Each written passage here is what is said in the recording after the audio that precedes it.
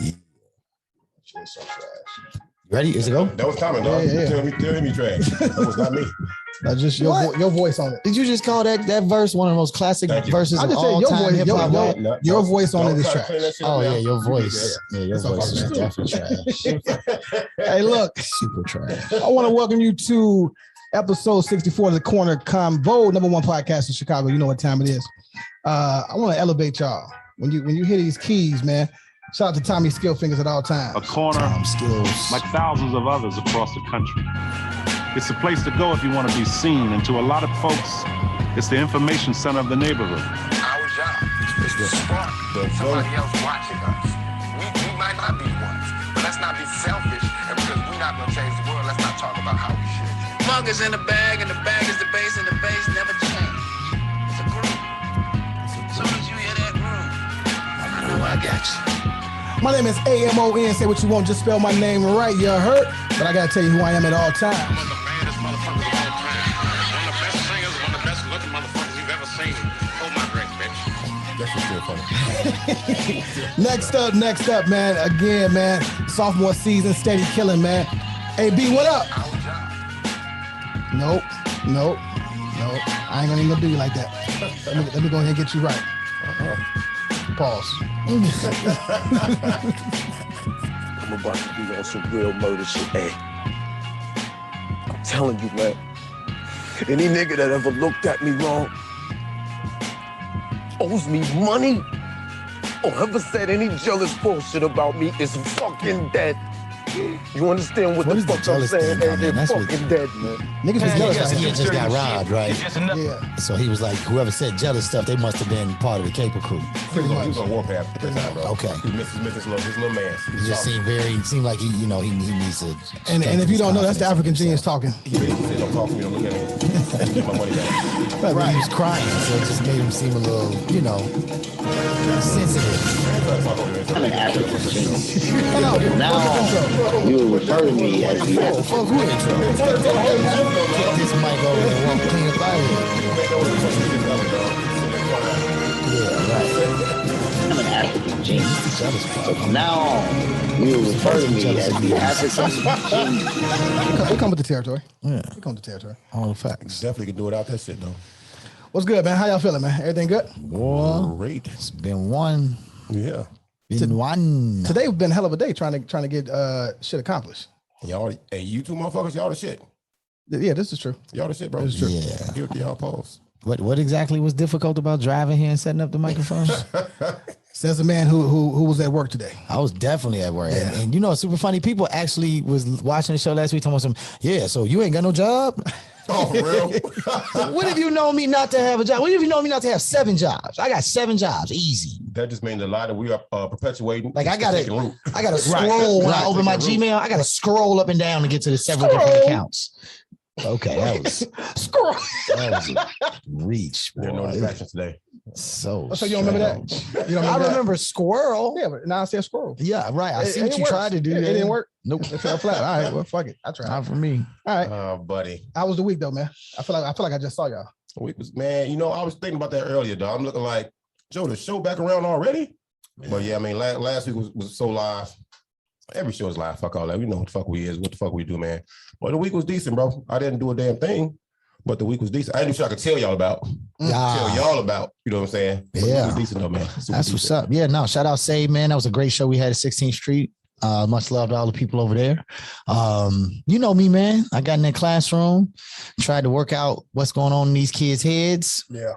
It is a very difficult job, man. Every day is different. Like one day I go in there like, okay, I got them. I got them moving. I got them talking in it. And then the next day they come in and they all zombies. And you just be like, man, bro, I can't really understand what else to say to get you to understand what we're trying to do in here. But, I'm going to figure it out because I ain't giving up that chin neck. That's for sure. Let me ask you this, though, because you are actually in that field. What's the outlook on the schools staying open? Because I'm reading all the reports about. I'm telling you now, they're gonna stay open. They're gonna stay open for two reasons. One, they're gonna stay open because that mandated vaccine thing is coming down the pipe, and everybody know that. But they also gonna stay open because they have overly committed contract wise. So if they go to full level COVID joint, all of your maintenance contracts, all your food contracts, all that, some of those have to be paid out to are already paid out to a certain point. So there's that.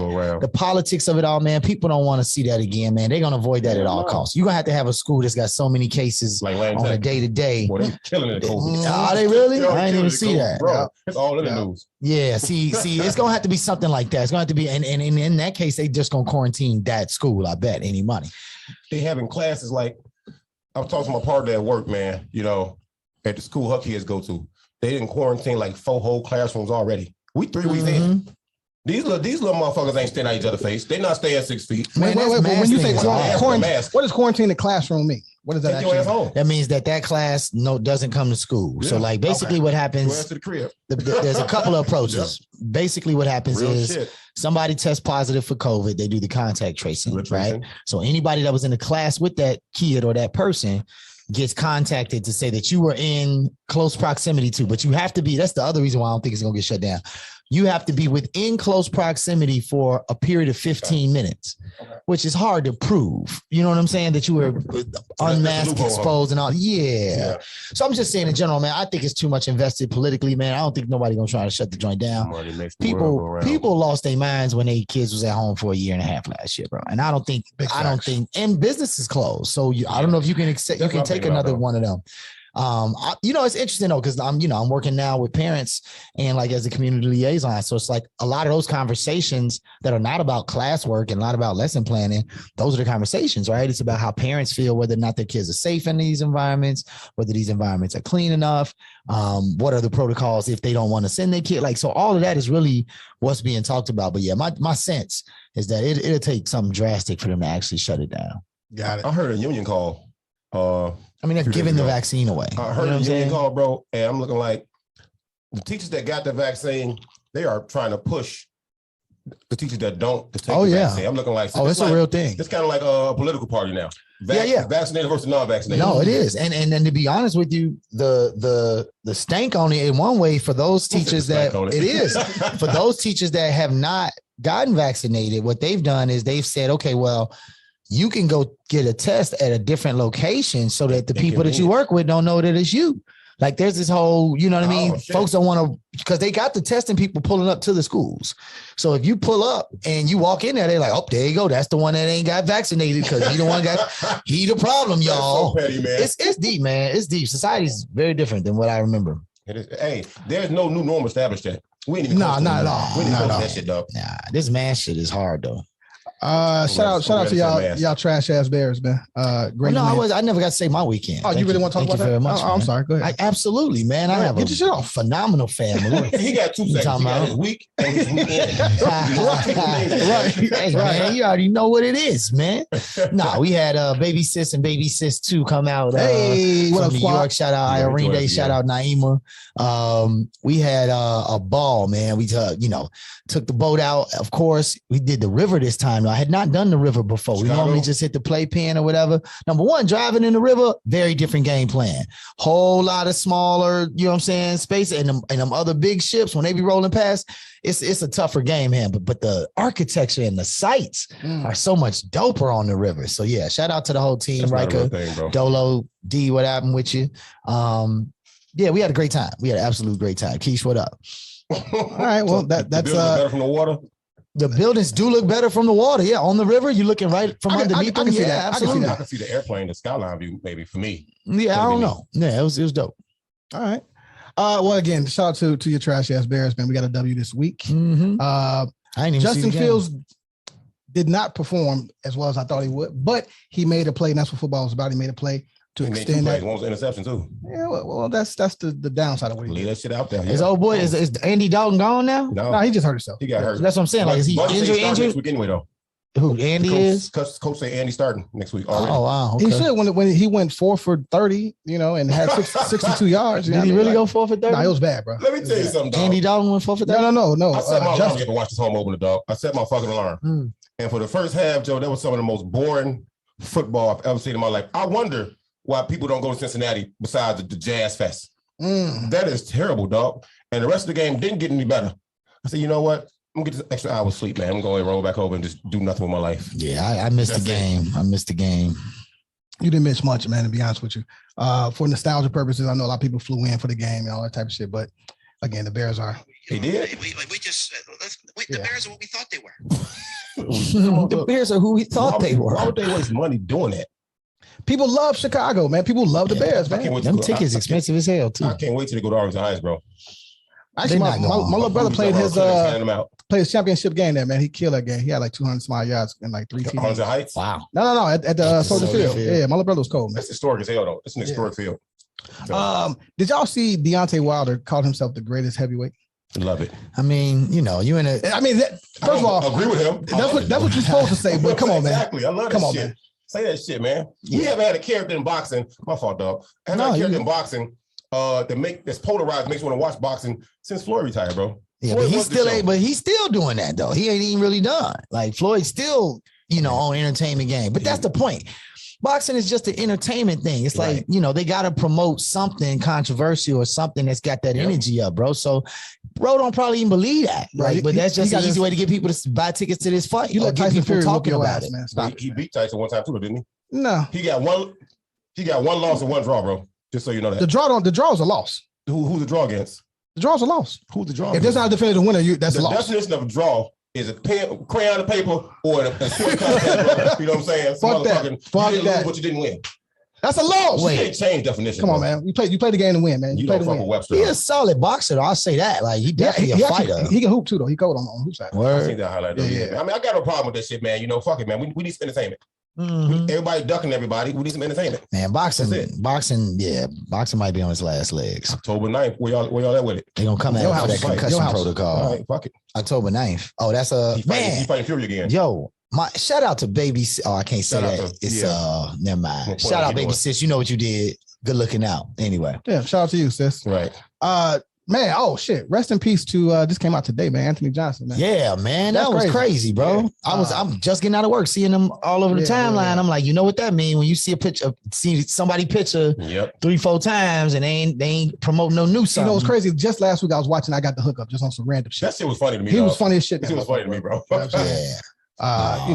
They ain't said what happened yet, and shout out to his family. Friday Players Club. I got the hookup. Yeah, his famous role is Ezel though, right? Ezel. Like everybody remembers Ezel. Right? Yeah, exactly. The whole goddamn movie. My neck and my back. You know what I mean? My neck and my back. Shit. I ain't gonna tell nobody else. Right. We always talk about the black movement and black schooling and HBCUs. So FAMU moved up in the rankings as top universities. They moved to like 17 slots. Oh, wow. Which is dope. Like that includes academics. Yeah, no, all academics. Oh, wow. Yeah, they went from like 117. 117. Yeah, yes, 104. That's 17. You do the math real quick. That's not 17. I don't know, but it's actually 14 spots. Oh, okay. You said 17. Yeah. You did that math fast as hell. Yeah. I mean, it's 17. It's not like a fucking algebraic equation. So they're the number one HBCU? It didn't break down like that. They gave it an overall. It was overall. They are the most popular one. No, I mean academically, I'm sure Morehouse is not saying that. Throw the better parties. So I'm interested in. Oh, FAMU for sure. All HBCUs, and shout out to Coast, man. I appreciate you, CEO Gourmet Ratchet Records. Yeah, we're in the building. Coast Sizzle. I thought that was dope. Then let's get into again. Sha'Carri's making headlines because of someone else. Really? I missed this. I miss all this. Where do y'all get y'all's track news? I don't understand where y'all got track news every weekend. Track news, though, bro. It didn't. It started off, I forgot what show Usain Bolt was on, some night show, The Daily Show or some show he was on. Talk show, John. And honestly, I'm going to start here. I can see why sisters, black women say they feel unprotected. She was minding her fucking business. Minding her business. She went to a party, looking good with a dress on, enjoying stardom and enjoying fame, dog. And here come everybody, well, I bet she got to the party last. Oh, here come all according to Oh, that's hilarious. Right, you know what I'm saying? Fuck you. That's hysterical. I mean, I'm just saying. Steve Carroll, dry ass. Good joke is a good joke, bro. Dry, that's a spot on. Like, but anyway, though. That's all the Lauryn Hill jokes that wasn't funny. So you say Lauryn Hill, yeah. Like, that's all them late joints. It's the same. Lauren lost me some money. So yeah, that's what it's definitely the same. You know what I'm saying? It's personal now. You know what I'm saying? But no, Joe, the late night talk show host asked Usain Bolt, who's retired, who's probably the GOAT, you know what I mean, today. Oh, yeah, probably something about Sha'Carri. You know what I'm saying? Why is she a target now? Because she lost 2 races. She lost them bad. Well, one is 4th, one is 9th place. Basically, he told her, just for context, he told her. He didn't tell her shit. He didn't tell her. So stop saying he didn't tell her. He didn't tell her nothing. He answered the question. Thank right? you. It's okay. different. But he's talking like about her. Saying, bro, you ain't got to answer that shit. Right. All right, well, he answered and told her basically stop talking shit. You know what I mean? Train more, talk less. He could have kept that. Oh, wow. He could have kept that. You know what I'm saying? Yeah, that was unnecessary. But also, I feel what else like do they have to do? Bro, if that's part of your swag and you get your shit off, you talk shit, rule. He don't talk shit. No, yes, he does. No, I'm talking about her. She's flamboyant. She talks her shit. This is what she do, right? I think if you take that away from her, you lose who you are as a person. No, it's this idea that you have to, acquiesce to some kind of general persona to fit an industry. I mean, they do that shit in tennis. That's why Serena got all that smoke when she wore the body cat suit. You know what I'm saying? Like the rules just that, well, it's just too fitting. It doesn't have anything to do with performance on the tennis court. You see what I'm saying? Thank you very much. So it's the same with her, man. Sure. Like, if we're not talking about her running track, man, stay out of business. So if I run to a cat in the streets, bro, they be like, Joe, Mon Kende, such.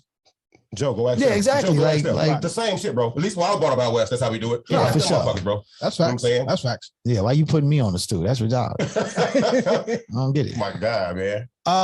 There are now digital records that you can trace your lineage to.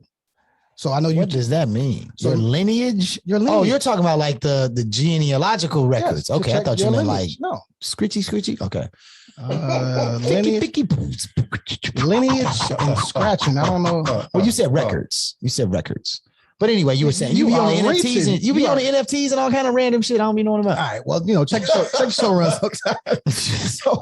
So basically, man, you can check your digital records. Excuse me. Records. Right. And find out really where you came from. So it's better than the shit that you took. Well, what makes it better? It's digital. Hey, why you finna shoot that shit? No, because I'm trying to figure out. I think he misunderstands how this process actually works. All right, well, go ahead. Tell the people. There's no digital DNA, so it's not like there's some digital source of DNA. The DNA comes from the same place, and they database it digitally. Well, this goes back to 19th century, right? So it gives Black families a glimpse of their ancestry. What's the name of it? They taking stuff. AfricanAncestry.com? No, sir. No, sir. That's what it is. What they doing? They taking records that you have to go to certain places, exactly, cities, states, villages to find, and they put it in a digital database. Right, they digitize it, so you don't have to go there. Right. Let me just go ahead. But that's cool though, because you know what? A lot of times, you try to trace your family back, you had to stop at a certain point. Oh yeah, nothing on record. But this is supposed to fill in the gap for that shit though. And I think that's pretty fucking cool, man. I pay ancestry. They told me I'm Nigerian. I believe that. And Irish. I'm like, hold on, fam. Yeah. And from Wales. Well, no, but those are no accent, this motherfucker. Those are doing. Where you from, B? Right. How far back you think you can go? Where your people started? How many generations back? Yeah. Where would you guess? Where I'm from? The slums. Right, because you got Right, West Indies, right? That's hard, man. Yeah. Right. No, I think, so the thing is basically that the DNA test is what we took, right? Like that's the thing that it just tells you the combination of your cells are most likely coming from this place. Right. There's the most of those types of DNA strands in that place. Right. But these lineage documents are different. These are the things that tell you the actual family member. Right. My mama. Right. So my father does this research for our family all the time. And he drove to Maryland to get the actual record of one of our great grandfathers who, because he liked driving. He liked stopping at all the historic spots. You know what I'm saying? Okay, but he anyway, he had to go make a request for the official record of one of our grandfathers who fought with the 55th in the Civil War, right? The All Black Regiment or whatever that was. It Civil War, one of them.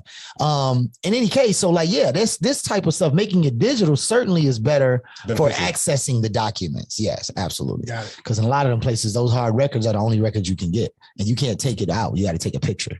finally we can stop guessing and wondering and acting like, you know. I mean, somewhat. You still can't. All the shit is clouded. Some of them still. Trusted, though, you know what I'm saying? Well, it's just no. Some of them shit you like you said you can't find. You can't find it, bro. Some like you'll get there and they'll be like, yeah, we got tall black man, average 37 years old. Real talk. That could be your granddaddy. The slave owner last name was Taylor. Yeah. No, you got to do a lot of decoding. How this would affect? Say like your family owns some shit a long time ago and never sold it, never did nothing, you know what I'm saying? And now you find out that it's yours, but somebody else got it now. Yeah. You see what I'm saying? Oh no, that's the problem. Like that. That's why they can't go with the reparations now, because they know that the minute they start finding out, like, oh, you stole this from a black family. Yeah, you got to give up the whole. It's a whiskey brand. Old Nearest, I believe. Uncle Nearest. Oh, Uncle Nearest. Uncle Nearest. Jack Daniels. Yeah. Uncle Nearest. Which is black. No. Uncle Nearest gave Jack the recipe. Right. And which is the story. And they've been flying with it, and that's why he came out with that. 2 guesses. Yeah, we had a little Uncle Nearest this weekend. Shout out. I forgot that whiskey, dog. Shit. The Emmys came up. We talked about the EGOT because of Jennifer Hudson last week. No black actors or actresses won an Emmy. No, that's not. I thought that I heard that was proven untrue. I heard that they won some, but they didn't. They still underrepresented. I don't think that it was an actual actor or an actress. I believe it was like, let's say, a key grip. Yeah, for sure. Someone in lighting. Well, I'm just It was production. It wasn't the actual. Right. Yeah, right. I mean, we already know what it is, man. But is that a key to think about? Say, hey, man, maybe it's not no good black shows out here. That's interesting. That's definitely not Name of I don't know. I don't watch TV. I don't watch TV. Right. I mean, I guess that's the other part. The Emmys are somewhat obsolete when you got streaming going on. You know what I'm saying? Like people aren't watching Channel 5, Channel 7 shows like that no more. So I don't know if they might need to pivot their structure a little bit. But I don't pay attention to TV. I don't pay attention to award shows. All that is for other people who ain't got stuff to do. Yeah, that's true. I mean, also in that black space, they are. I mean, unless you in the show, like unless you nominated, like what the hell I look like watching you get an award? They've been low key shitting on Cedric the Entertainer. Whatever his speech was, the white people didn't like for the Emmys. Yeah, he must. Oh, he must have said for sure. Well, he did. Yeah, said don't play cornbread at the ass, huh? Yeah, they like that shit. Some hot water cornbread, some greens. I don't know. I meant to watch it just to see was it some validity to that shit. I will say, and I didn't even watch this, but big shout out, man! It was a team of Chicago dancers that danced with Busta on the MTV Music Awards this last week, bro. Well, because I know them. That's number one. No, I know the people that were dancing, man. Right. So shout out to that crew, man. ICL is really one of the heavyweights. He dances with Rihanna. He dances with Lady Gaga and all them. Stacey Latrice, Idris, the whole family. I couldn't see all the faces, so I know some names and I'm forgetting, but it's a dance crew out of Chicago, man. They've been dancing together since they was kids, like the African dance joint. We was like 9, 10, 11 years old, and they've been killing the game, and they danced with Busta on his MTV Music Awards performance. So shout out. You remember anything else they've been with? ICL is a professional. This is what he does, you know what I'm saying, full time. Like he dances with Rihanna, Lady Gaga, like he does all their tours, you know what I'm saying? Come see me. I'm nice with that footwork. And then he's been, and then Stacey and them, his crew from Chicago, he's been like, they did there was another one that they did. He was on the Cardi B and Megan Thee Stallion joint when they did the Grammys. You know what I'm saying? He was one of them four guys or whatever. So like he's been really actually reaching and grabbing people from the hometown and putting them, you know what I'm saying, in these major play spots in the dance. Shout out to Blair too. Blair Christian, she's in that space too, and she's been killing it. She's Missy's choreographer. Okay, word. So yeah, and her whole little team up north. Shout out to North Pole. They be getting it clean in. What else I got? North Pole. Shout out to Moore's Beer, man. They dropped their IPA, man. This is actually decent. Hey, y'all need to come holler at us, man. Yeah, it's that time. You know, listenership is way the fuck up. Name for the North Pole too, though. The North Pole. That's what we call it, the North Side. Yeah, North Pole. It's the cool name. It's the jungle. Be careful. It ain't North sweet. Pole made it sound more scary. That's why all the soft people from up north. That was like. You think it's soft? Ooh, it's cold up here in the North Pole. Y'all do have Cabrini Green. You stupid Phil. Had Cabrini Green. Now you got Mariano's. Gentrification. There you go. Yeah, ain't no Cabrini Green over there no more. Hey, you know what's crazy though? Now that what's my boy name? Buddy and them. Deion Sanders, excuse me. Now that he's turning that program around, already they're 2 games in, and they're already talking about him leaving. He hasn't said a word. Deion? Yes. They're talking about him leaving and going to Florida State or Miami. He went to Florida State. He went to Florida FSU, State, yeah. right? But let him finish a season, maybe 4. Yeah. Well, you know what? You know what though? Those whispers probably wouldn't have any substance to them if they weren't heard somewhere. Somebody in his camp may have thought about that and spoken conversation, leaked a conversation to some dog. Because when I believe this, but he can't go nowhere. His sons are there, which means they got to sit out a year. He was away from his sons in the first place. You know what I'm saying?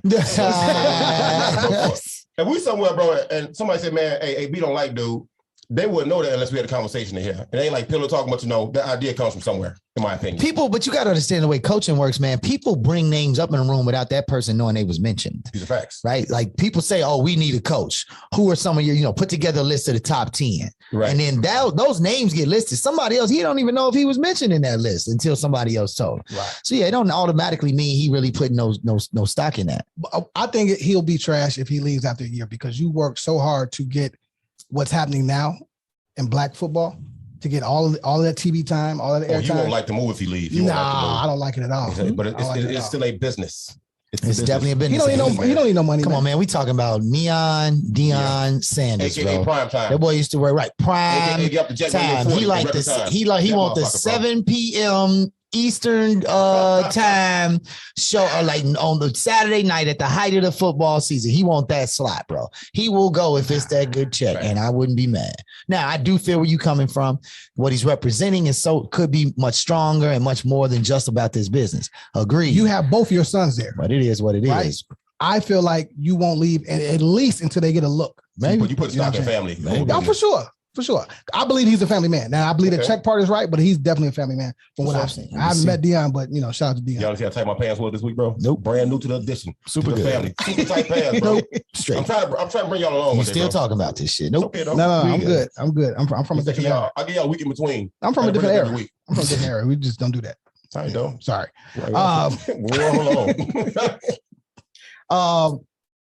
Whack ass Fat Joe and Ja Rule did a versus. Wait, whoa. Are you saying the versus was whack? Or are you saying Fat Joe is whack? Because those are two different statements. I fuck with Fat Joe. Let me right. Let's be easy. I fuck with him. But no, I fuck with Fat Joe. No, I fuck with Fat Joe. Fat Joe heavy. Boy, you crazy. No hate, no shame. I ain't gonna lie. But here's the thing, right? Bars. 1 to 5. 5 being the best, 1 being he's a 3 on bars. I'm not calling him a lyricist. I'm saying you're heavyweight. Now he knows music, and I know people close to him that would vouch for him and be like, he's an official. No, but he's also like a heavyweight in the industry for a lot of cats. But he knows his music is what I'm saying. Yeah, that's what I'm saying. He put people on, bro. Yeah. But the verses was trash. Yeah, and I don't even know why he had been campaigning so long to be on that versus. And see, I think that's part of Fat Joe's character. Like he needs to make sure he's a part of everything hip hop. For me, why is that though? Who? That bothers me though. Maybe for validation. I mean, who are we talking about now? Joe? You said that he needs to be? No, he campaign. He's been campaigning since they started. You gotta watch his actions, bro. Yeah. It rings differently when you watch him do this shit. You know what I'm saying? We all got love for Fat Joe for Make It Rain, Lean Back, Big Pun and Terror Squad, all the hits they had. You gotta flow, all Joe. This shit, bro. You got that, man. But that versus. Y'all know how I feel about verses anyway. I was gonna say you seem to watch all of them for a mug that thinks it should be canceled. I get asked 1,000 questions about their music all the time. I get asked 1,000 questions about the music, and I think Ja Rule needed a better opponent. Much you may not like Ja Rule, yeah. Ja Rule's so trash. No, he's super trash. He made the same song rap popular. He blew that shit up. 50 ran with it. Hold on, how many hits did Ja Rule have?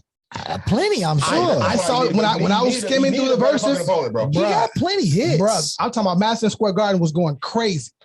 They did it live in crazy. I mean, look, like, come on, man. Stop doing Madison Square Garden too. Like they just told you, y'all ain't stop it, man. Yeah. No disrespect, but fuck MSG. Just so you know. Oh wow. It's United Center all day. We can talk about that as soon as you get on. Shot-town ballers. You talk about that? Yeah. Going now. Yeah, I'm talking that shit. Hey, speaking of that, real quick pivot, somewhat related, but not though. Bro. So my sister and her guy come in. They want to see, some Chicago sights. His first time being in the city. I did not take him to Old Block. Took him to places where we normally would go. We rolling past United Center. Bro, the statue is gone. It's gone. Yeah, it's the hockey guy out there now. What's wrong with that? That shit is trash. The MJ statue is no longer posted outside of the United Center, dog. What do you mean? What's wrong with that? MJ. Now, what they said was that man, bro. a little bit of research said that they're relocating it. Right. So it might have been in transit, but I'm just saying it's inside. Oh, it is. So it's right on the front, like right when you come in. They took it from outside. Right. All right. I know it's there. Right. But I'm just saying, like, you can't get inside forever, though. Right. That's the point. The point is, like, tourists come now. So I wanted to take a picture of it. Yeah. Right. Yeah. I never was a Mike fan at all. Yeah. That's interesting. That's a conversation right there. Yeah. Yeah, he definitely was the truth too. Articulate, intelligent, lead scorer, I was history. always a Kareem nigga, but my man was when Mike was getting busy, he was like, we gonna switch this. Yeah. Right. Exactly. Damn, that's old. Now we gonna get in this conversation. We gotta pin that one for a second. The Celtics gonna get COVID or something? I think in the end of the day, bro, I think that's super petty, bro. That's super petty because some of the brokest kids who will never be able to fit in that, who will never be able to afford an opportunity to get in there, can't just go take a picture with the statue. Like that's to me, that's trash. Yeah, Brett Hold'em out there. Ain't nobody taking pictures with them. Ain't nobody taking pictures. Why do you know Stan? What's his name? Stan Musial. Why do you know a baseball player? That's not a hockey player. Stan Musial is a pitcher. Fact checker For sure. Run that. Brett Hole's a hockey player. Stan Musial is definitely a baseball player. How much you got? I mean, he ain't paid me from none of the other bets. So I ain't lost that motherfucker. That's not true. So that's a real thing. It's all documented too. Definitely lost some Bears bets last year. Hold on, you came in last. I did. I came in last. I stopped betting when I started losing. You're right. Whoa! I mean, I'll be damned. Who was it? Who would have thought? Who would have thought that I knew things? I was just a field hand around here, man. So I don't know nothing. Otherwise, bro. In the house, bro. I was in the house stealing all of the codes, Jack. Hey, so while we still in music, real quick, Diddy and JD, who you got on the verses? JD or Diddy? Yes. Wow. Does it only include songs that they performed or songs that they produced? Stan Makita, what I'm trying to say. I don't know who that is. Yeah, the hockey staff, Stan Makita. Sorry. That's who that is? White folks kind of look alike to me. Yeah. I feel that. I mean, we all look like to them. White bronze statues. White bronze statues of white people all look alike. Y'all saw Ronaldo, pause. Ronaldo's, the hockey player, Cristiano Ronaldo's bust. No. It didn't look shit like him, though. Don't know who he that like is. Some white man. He's definitely not white. Oh, really? They put a black dude in the NHL Hall of Fame? That's crazy. That man plays soccer. Oh, okay. You said hockey. I didn't say you sport. definitely said sport at all. I thought you said hockey. Maybe it was because we was talking about hockey. But anyway, Diddy and Jay, who you got? I ain't gonna lie, man. That's a tough one, bro, because JD defined an era that really gave us access to like down south artists. He had a New Jack Swing vibe that we kind of used to get from Teddy Riley, you know what I'm saying, in the 90s. But he added that down south southern smoke on it. And I think that introduced us to a lot of R&B from down south that we wouldn't have heard. I mean, we talking about the Ushers, we talking about the TLCs, we talking about like it's a lot of what JD did. Yeah, well, Chris Cross is different, but no one's playing that. That's monumental though. It is it was huge. It was huge. He got that.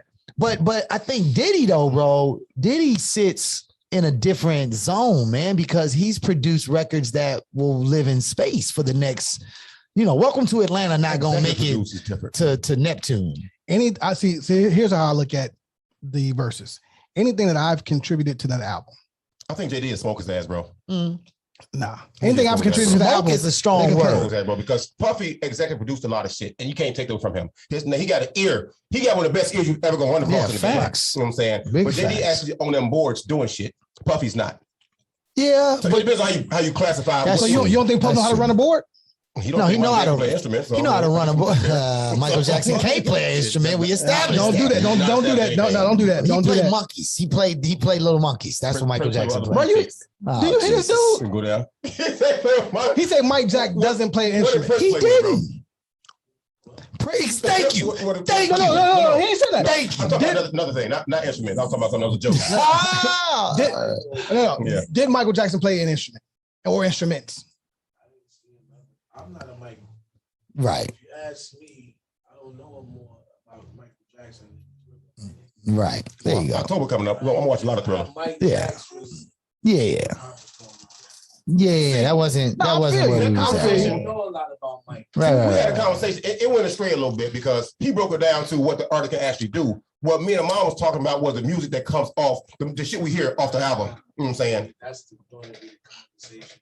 Yeah. You see what I'm saying? That's what we was talking about. Okay. All right. That shit is never going to be. Never going in. No, not at all. Not at all. Motherfucker say he dropped a teardrop in that motherfucker. He said that was the it. Right. That's facts. Yeah, you're right. Yeah. 13 hours banging it out. Right. And the nigga come in with the magic moments. Yeah. That's me. Yeah. Right. Exactly. Right. That's the fucked up part about it. You know what I'm saying? Until they determine what is what. We got to say this for the actual. We got to put this on. I'd like to see that, JD. You got to stop asking the questions. My bad. Just keep it involved.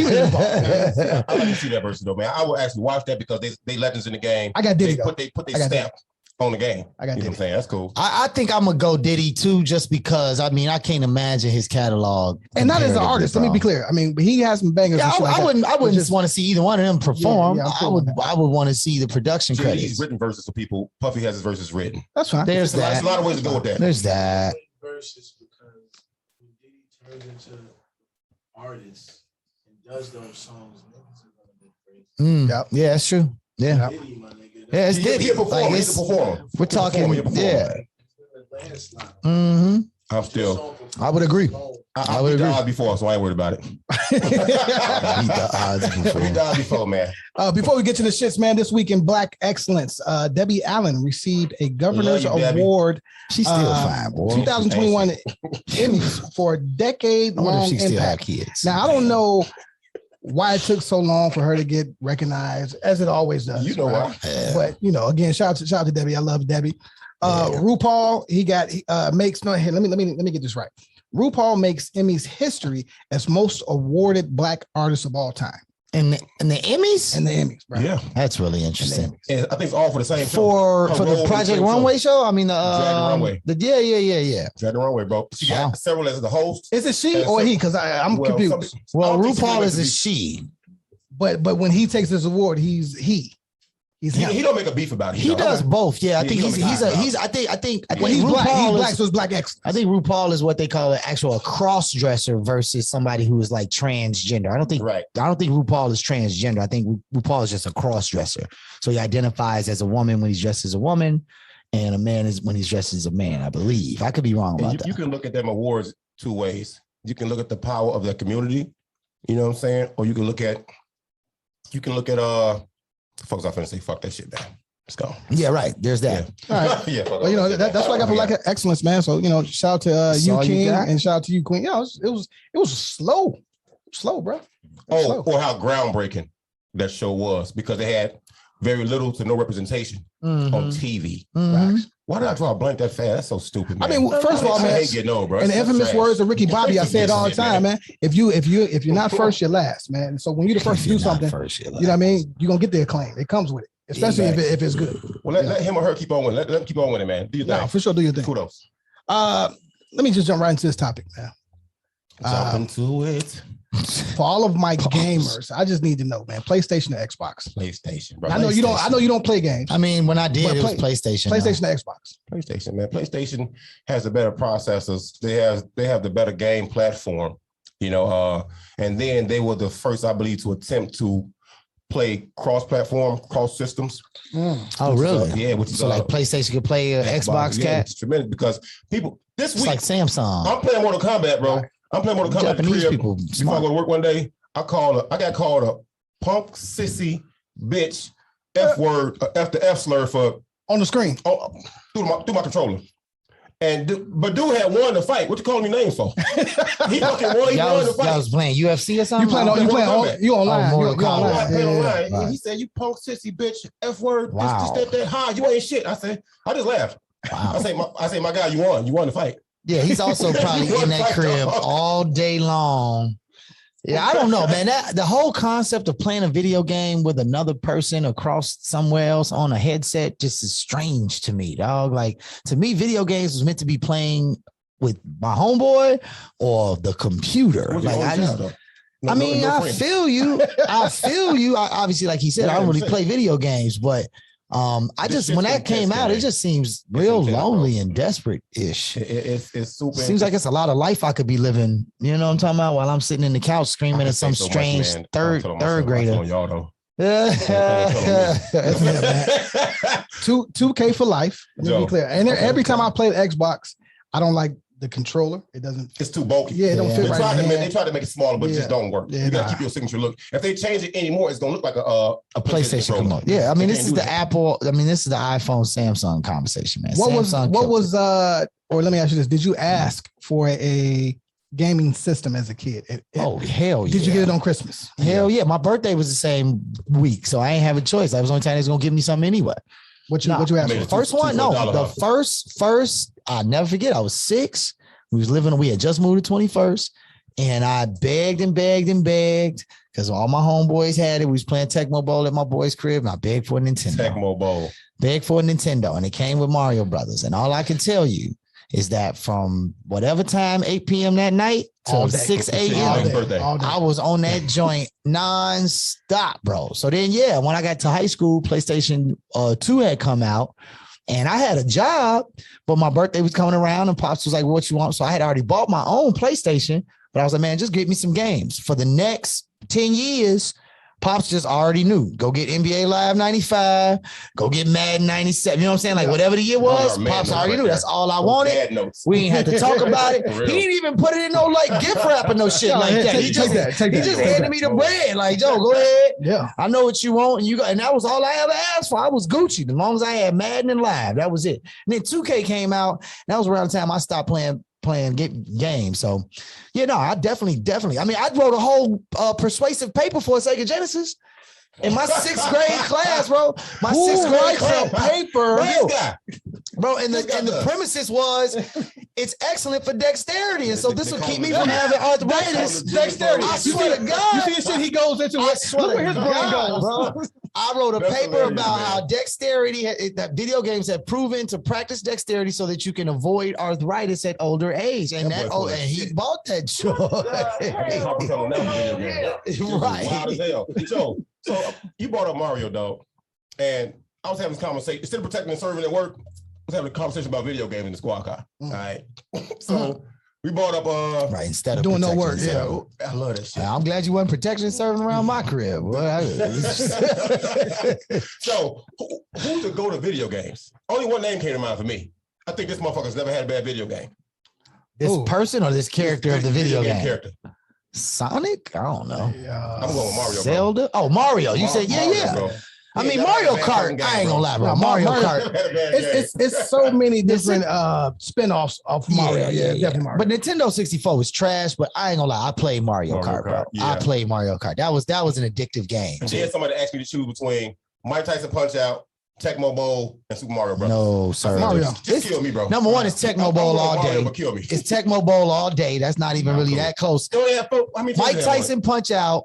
He had 4 plays. I get you. 4 plays. Don't matter though. That ain't the point. It was that's not the point. Stopping you. The 85 Bears was on that game. Yeah, you got a 25% chance, but I'm also controlling the player too. Bo Jackson. So Bo Jackson was unstoppable. And man, Ronnie Lott. Yep. Woo, when you picked the 49ers, you had Joe Montana, not Ricky Waters, Roger Craig. You had what was it? Jerry Rice. You had Ronnie Lott, Richard Dent. No, not Richard Dent. I'm talking about 95. It's okay. The DN. Oh, I don't know. 49ers was a monster on there. The Raiders was only a monster because you could run everybody over with Bo Jackson. You got Marcus Allen in the backfield with him. Marcus Allen. I never gave Marcus the ball though. Shit. I definitely gave Marcus the ball. We played for hot quarters, bro. I needed my quarterback. I mean, Walter Payton. I needed my quarterback, Joe. Give me my shit. Walter Payton was killing on that game, too. Like, you couldn't get stopped with Walter Payton. Damn it. Yeah. The original. Dan Marino from the Dolphins. Super duper. No, was Christian Okoye on the first one? No, that wasn't 85. That wasn't 85. The original. Yeah. Okay, all right. Yeah, Ronnie Lott was that Lawrence dude. Taylor off the LT for the Giants couldn't get stopped. Yep. Yup. Absolutely. LT was killer. You couldn't stop him. It was who was the other cat on the Giants? There was another cat on defense that was cold. It was Lawrence Taylor and somebody else. I forgot his name. All I know is I want that to say he was a D line. Why were we so in love with tackle. the 16-bit fucking graphics? Yeah, It was 16. It was 16. Yeah. No, 16-bit was Sega Genesis. Nintendo was 8-bit graphics. 8-bit, bro. That's why Sega Genesis came out Sega 16. All right. Hey, bro. It was 8-bit Nintendo. Yeah. Then Then Super Nintendo. right. GameCube. Yeah. I know I asked. People forget about Turbo Graphics. Turbo Graphics 16. Turbo Graphics. Yeah. Yeah, right. They had Bugs Adventure though. Right. No, they had a dope ass racing He game. was a Nintendo cartridge. Yeah. FX football. Shit didn't work. FX football was cold though. Yeah. I ain't gonna lie. FX football was cold. Everybody in this room has blown in a Nintendo cartridge to get it to work. Oh man, Absolutely. dude, pause on blown, but definitely. Blown in the cartridge? Definitely. No, absolutely. You take the Q-tip with the alcohol. Yeah. You wipe the little Too. Definitely, right? Who You know what was some real shit? Who made that up? Who was the first person to say this is how you fix the game? What hood advice was taken from some random high dude off the block? Like, no, I know what you got. You just take a Q-tip, dip it in some alcohol, and put all of these electronic parts in the game. That's gonna make it work. Then they be like, you gotta slam it in, close the door. Yeah. You have to slam it in too. You could just slide it in, like, because that's gonna make all the contact different. Well, you listen to anything when you a stupid kid. That's funny as fuck though, dog. That's funny. This is like, well, who came up with this? Shit. Hey, so everybody went to college in here, I'm assuming. Yeah. What do we do in college though? All right. Well, if you didn't go to college and you've heard about the Greeks and the Greek life, Right. right? Why is this so prominent on college campuses? Let's start there. Man, you know, sometimes I believe children, students, kids, young adults, all of them. I just named a whole range of people. All the same. Yeah. They look for belonging away from the crib, bro. You know, I just know. When I was thinking about this, I wonder why, Black Greek life started. I wonder why. So I did my homework and, Alpha Kappa Alpha started. Well, how about this? Fuck all that. It started because back when in racist ass America, Black folks needed to be protected, absolutely, to belong, and have some of their own, bro. You know what I'm saying? I completely understood that shit, man. But the sad part is, even when they formed their own sororities and fraternities, I think Alpha Psi Alpha was first at Cornell, and Alpha Kappa Alpha was first at Howard. It was Howard University, right? So it was still discriminated against. They didn't get a chance to. They didn't have nowhere to have their meetings. Yeah. Nowhere to go hang out at their fraternity or sorority, and they couldn't run for positions at the schools. Right. You couldn't do shit, bro. You know what I'm saying? And it's still indicative. That is definitely 3 points. It's very simple. I like how you use it. I like how you use it. Pause. Oh, wow, super pause. Whoa. You know, but wait a minute. Question, so I'll touch on part of that question. Later, you know what I'm saying? But you needed that, man. And I think because of where it started from, and it's passed along generation to generation, because you may have a granddad that's a Kappa, and then your dad's a Kappa, and that presses on you becomes legacy or whatever. You know what I'm saying? So it's kind of like that, man. But fair as it is for protection and belonging, and I think it's lost its luster, fair because now you expect me to do something because you did. Yeah, I mean, to your point, man, it definitely started out as a historical thing where you had people who are going to college and who are not, fraternities have existed, right? The Divine Nine thing is not an original thing. It's based on the fraternity model that white people had already been doing. Facts. Right? It's out of the same Greek, Roman. That's why they use the Greek letters, right? It flows me. So, but they weren't allowed into those fraternities. So the successful Black students at these colleges could not apply nor be accepted into those fraternities and sororities. Right. So then this is why they start the Divine Nine. Lambda, fuck out of here. Situation. They start the Divine Nine as a way to say, we will create our own networks, because again, you go back, it was super important at that time to have a network of people that you could work with, right? Like we take it for granted nowadays. You know what I'm saying? You pledge and you alpha, and it's 67,000 other alphas around the country. You know what I'm saying? But back then, you needed 10 people so that you could actually build a business, operate a business. You know what I'm saying? And exchange services, right? So historically speaking, that's what it comes from.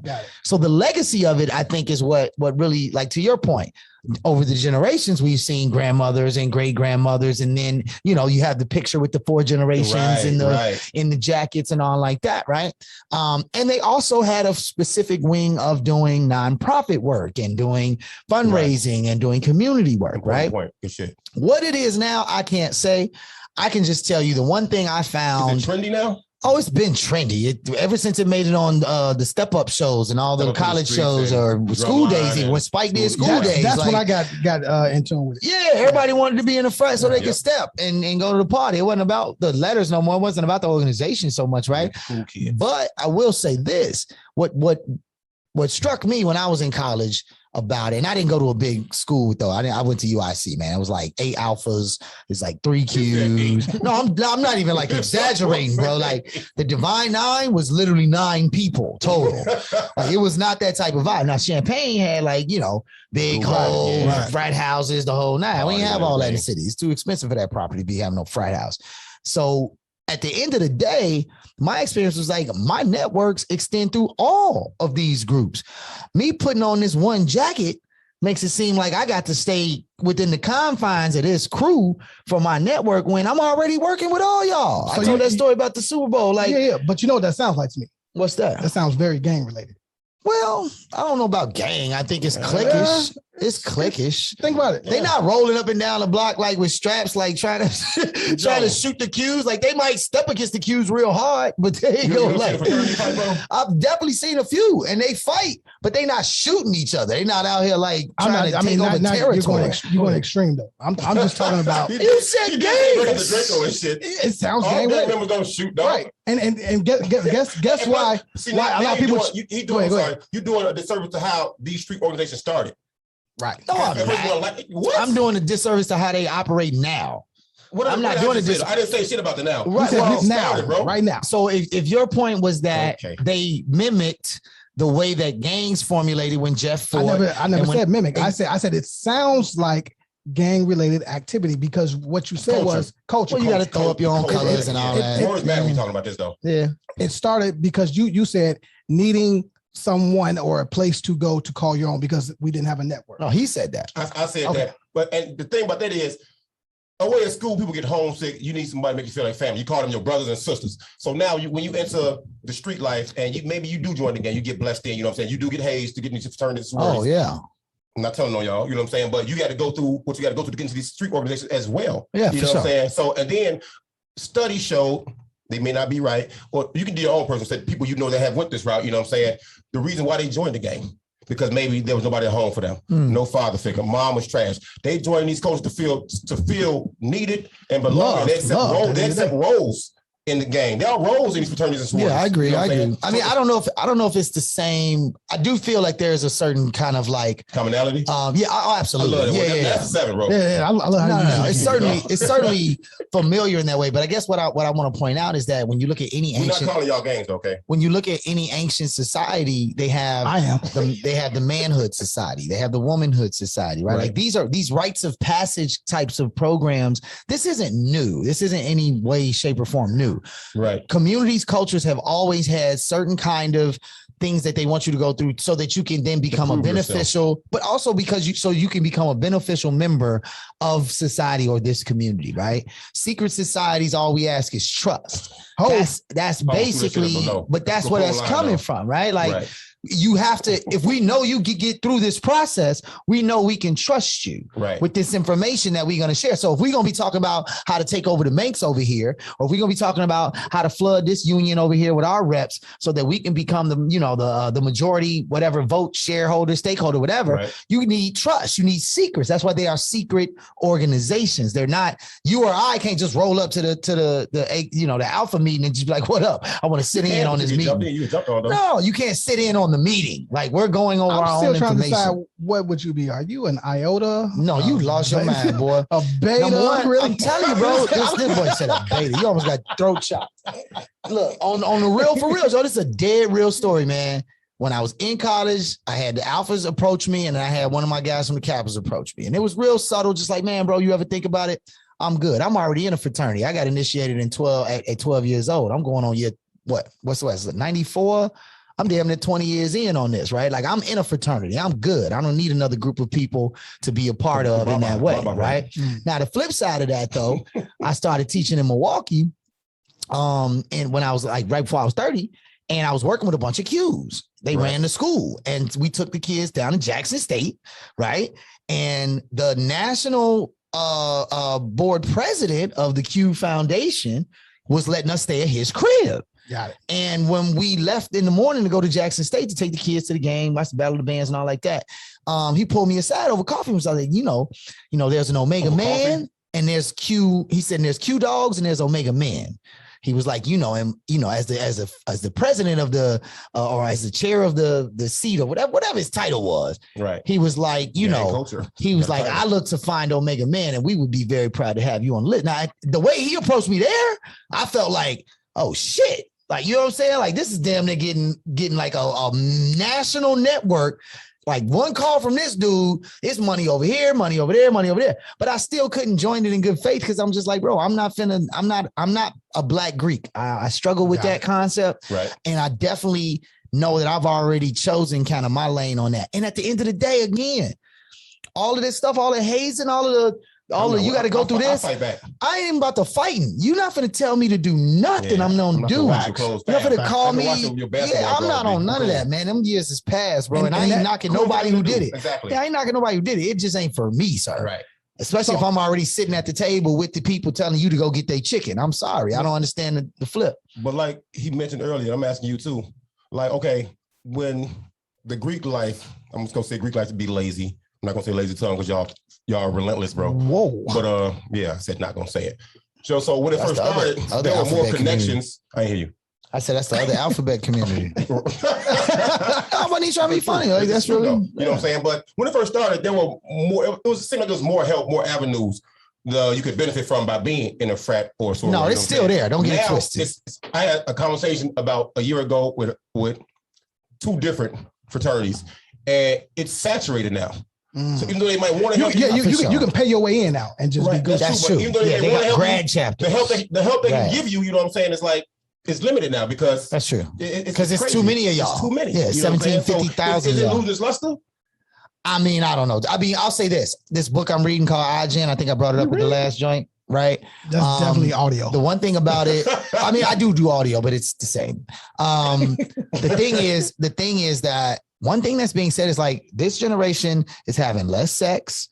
They're having less babies. Yep. They're less religious. They go out with their friends less. They're having less sex. I believe these motherfuckers fucking like a motherfucker. No, they're not because they don't go anywhere, bro. They think about a certain demographic in a certain place. You know they communicate. They communicate like when they talk about dating and relationships, they're talking about texting. They're talking about They're talking about teen pregnancy is at an all-time low in the last 3 generations. So are STDs. Like they're not having sex. When you poll them and you survey them, they say that they don't want to rush into having sex. They don't want to poll survey. Yeah, okay. When you poll them, POLL. Okay, let's be clear. So wait a minute. Wait a minute. I'm just saying. At the end of the day, these kids are not active in those spaces. So yes, to your question, I do think that it's losing its luster because to them, they don't really see themselves as a part of any group. Like that's what I'm saying, bro. When we was in high school, if we walked into a class and wasn't no seating chart, bro, like if we all walked in together, it's like, this corner over here, they going over there, they going over there. These kids come in, I have no seating chart. They go sit wherever random and don't talk to nobody. Like they just wait until the clock is over. Like that's all they do is sit and stare at the clock and ask to go to the bathroom. So this generation has no social skills at all. No social skills at all because they're locked into their phone. They have been since they were 3 years old, 2.5. Yeah, man. That's crazy. Yeah, man. So, but yeah. So a lot of the traditional stuff is gonna lose some muster because they're not following the traditional paths. They don't have a traditional childhood. We say it all the time. We are changing tradition, whether we like it or not. Exactly. Yeah.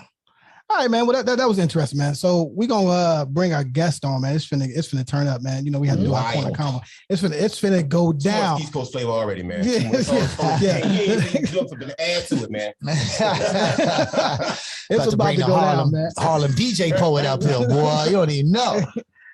So you know, episode 65. I think 65. 65, man. 65 is straight. Too, just so you know. Fuck your height. Fuck your height. Okay. I say it again. Fuck your height. That's how I'm gonna get saved on your ass, bro. Yep. Well, saved. You don't want no smoke. You know what time it is. You know what time it is. After these messages. See, we got the legendary DJ Broadway in the building, all the way from Harlem. I'm talking about. We got to shout out to Harlem folks, even though we in the Chi. You know what I mean? You know what it is. I feel like he's an equal citizen to both cities, but he's never gonna say that. He definitely represent New York. He definitely represent his home. Yeah, he definitely represent his hometown, man. You know what I'm saying? So we here at the Music Garage, man. It's one of the coveted studios where some of the work gets done that y'all hear, and you don't even know. We just got a nice little treat of the behind the scenes situation of some of the work that's coming out, man. So anyway, first and foremost, man, welcome to the show, man. Clap it up for my man. Yes, sir. You know what I'm saying? Absolutely. So Broadway, man, if you don't know, Broadway Streets, get the name right. You know what I'm saying? DJ, man, producer, man, just general hip hop kind of culturalist in a lot of ways, man. Like A&R. Yeah, all that, man. Just in the business is the basic way you would say that. And but in recent times you've been doing like a lot of tour joints, right? So like run off some of those tours, man. Who you been working with recently? The last tour I was on, of course, is Lil Nas X, you know what I'm saying? Mm-hmm. That was it wasn't, well, I ain't even gonna lie, that wasn't a tour, I'm tripping. That was just us running around, you know what I'm saying? When it first came out. So we actually didn't go on tour yet. So the actual last tour, might have been TEYANA TAYLOR. Still dope. Keep the same energy, KTSE. Yeah, that was a killer show. Shout out to TEYANA. Yeah, love it. No disrespect, your mom, my bad. So talk about that a little bit, man. Like you've been doing this like way over 20 years, right? Like you've been in the game for a minute, right? Yeah. What do you notice different from the DJ culture in general, whether it's club, whether it's tour, whether it's concert, whether it's mixtape, whatever? What do you notice different from the DJ culture when you started than what it is now? Tremendous differences. It's like, for instance, now,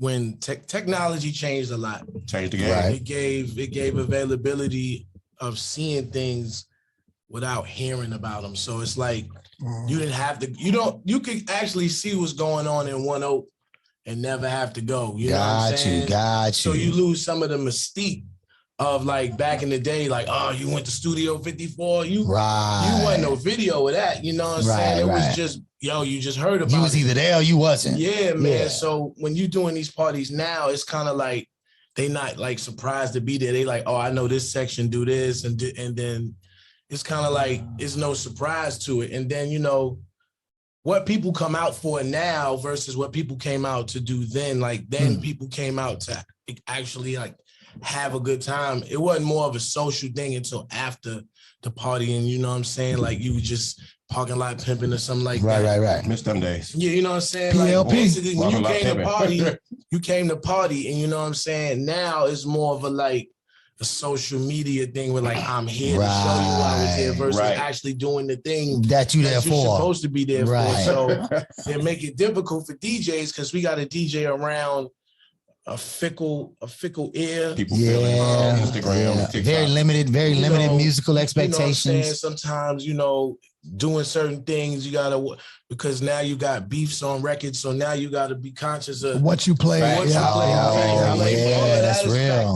Now, so I forgot about we that. in there even chefing it harder now. You know what I'm saying? You don't know what the crowd is going to be, and on top of that, not knowing what the crowd is going to be, you don't know who's in the crowd that's affected by this record. Right. And you got to know that kind of like state to state, like especially if you're a traveling DJ, you got to know like man, they don't rock with this joint down here, man. Right. It get tricky, man, because you know, you got to keep up kind of like with everything they doing. Right. When they used to come out to see what you doing. Yeah, you know what I'm saying? Right. So it made the job tremendously harder, you know what I'm saying? Like really. You know? I love the fact that you call it a job because a lot of people think it's just for play, right? Right. They think you just hit stop, record, or stop and play, right? To rock a crowd. A lot of people don't know that being a DJ, you gotta read the room. You gotta read the room, right? I remember I first met you. My godbrother brought you down to Divine. He like, man, this Broadway. Divine. You know what I'm saying? I'm like, all right, bro, what up? You know what I'm saying? And shit, you worked like the next week or whatever. You know what I'm saying? Yeah. And then you was working with, you know, Fashion Geek, you know what I mean? Dave, Jeff, everybody. Shout out to Zonell. What was that transition from Harlem to Chicago? And why did you even leave? When was it too? Like what take us to the year. When, what, why, when, There's how? another podcast that tells that, but I'm gonna tell you a piece of it. Like, all right. I was coming off the AZ tour for the last album, The Format. I was in New York. What year we talking? This had to be 08. This was the Christmas hours of the Super Bowl. Oh, word. Okay. Got you. I remember getting here for that. You know what I'm saying? I was coming off a tour, man. When my bank account, man, was like $4 in that month. These last two. Definitely been there, Joe. Taylor shit up. Hey, Bone said these mixtapes. I ain't gonna catch the train home today. Man, I seen my shit. My shit was wild low, man. I'm like, damn, my nigga. Wild low. Not after the tour, you supposed to be up. Right, You know what I'm right. saying? I did every kind of wild shit on tour, my nigga. Like, I be saying I'm a rock star because I really did the wildest shit. You out here living it. So, you know, Grav is my big brother from Harlem. I fuck with Grav. Out here, you know what I'm saying? And he was like, look, I was like telling him I could DJ and shit, and he was like, "Get the fuck out of here!" And I was like, "Nah, I'm nice, nigga." He's like, "Word, all right, so I'm gonna try you at Betty's." Betty's Blue Star? Betty's Blue Star. No! They're my people's. I used to know that shit, though. I know that shit, though. It was trash, you know. And the nigga Bruno. I know Bruno, yeah. You know what I'm saying? They tried me out, and I opened for like 33 or closed. One of these shits, I came out, and niggas was like, "Yo, we fuck with you." Right. And after that, Grab was just like, all right, so come move out here, you know what I'm saying? So I didn't have the money to move out here. I'm still flat, you know what I'm saying? So I'm in my mom's house in Brooklyn, and I call a chick I met on tour from Virginia, you know what I'm saying? And I was like, yo, shit is crazy. Hold me down, man. That's how you start up. Yo, shit is crazy. I don't have a front on chicks because chicks always forever They find out anyway. Fucking day, my nigga. Yeah, that's real. Hey, that's real. I'm a real nigga, my nigga. That's so, real. Real talk. She was like, "What? You wanna go to Western Union right now? Easy. $500, my G." Easy. And that was the move in. That was the flight money. I flew to Chicago, slept on Grav couch, and was like, yo, I'm gonna blow, nigga. Watch. You know what I'm saying? And like we developed some shit with Steve Maestro called Fire Fam. Yeah. We gotta pause that. Bro, I want to book you, man. I want to book you, dog. All right. I did. He just stared. He just gonna stare randomly. He looked at me like, you ain't gonna catch that one? Nah, I had to. I was like, and the nigga, we formed some crew called Fire Fam, making blend tapes and shit. And then, you know, one night, once again, shit got rough, you know what I'm saying? But I ain't called nobody. I was walking, it was this new club on Clark called Creme. Don't be walking to Chicago, man, right? he knew. I'm one of them guys that don't care. Like Chicago cares though. Shit. I live Chicago cares. I don't care. That's a whole nonprofit organization. You know how much walking we did in New York, going to places we were for supposed sure. to go. Yeah. Dangerous shit, nigga. Yeah, if for I would real. survive that, I'm just like, I'm going everywhere to see what, you know what I'm saying? And then not that I was ever disrespectful in the land. I just was like, yo, I want to meet the niggas in the land. Right. I was interested in that shit. You know what I'm saying? Like, I'm like, we all from the same whatever, thing. right? Yeah. You know what I'm saying? So I want to see how y'all do it over here. Exactly. So I was always interested in that. I never came through like I was better than niggas because I was already wanting to they told me Michael Jordan, where he played, was right by the hood. He shot the fadeaway right there, right? I heard that. I was like, I gotta see this shit. Right. We never had no garden in the hood, my G. You know what I'm saying? So I'm just like, I always had a fascination with this fucking town anyway. Right. You know what I'm saying? On the Mike side. So, you know, I wasn't a Knicks fan. That's surprising, dog. Nah, why is that? Because really, when we were younger, the Knicks they had squadron, but they never. They was getting bussed by the Bulls. They couldn't get over the hump. They kept getting bussed by the Bulls. I was in the middle of. Stars did dunk on Michael Jordan though. Once I was in the middle of the skyhook. I was that summer, my nigga. That summer. I was in the middle of that shit. I was in the middle of a skyhook in the gym, my nigga. Real talk. Nobody can tell me shit about 30. I remember this shit. Brother Kareem. My nigga, I'm in the gym at Trinity Center, my nigga. And I'm doing the skyhook, and my nigga Yan East, you know what I'm saying? He came in the gym with like the Jordan 2s on. He was like, we not doing that no more. He said, you got to learn this kiss the rim shit. Oh, shit. Nigga had me in the gym like, all that Kareem shit is over. And no more skyhooks. These, and this is the guy we fucking with. Go get the come fly with me shit. Trust me. You know what I'm saying? Yeah. And when I started seeing how crazy this nigga Mike was, I was like, we forever, Mike, because he was a fly nigga on, like, the way he used to rock his gear on court, he was like crazy.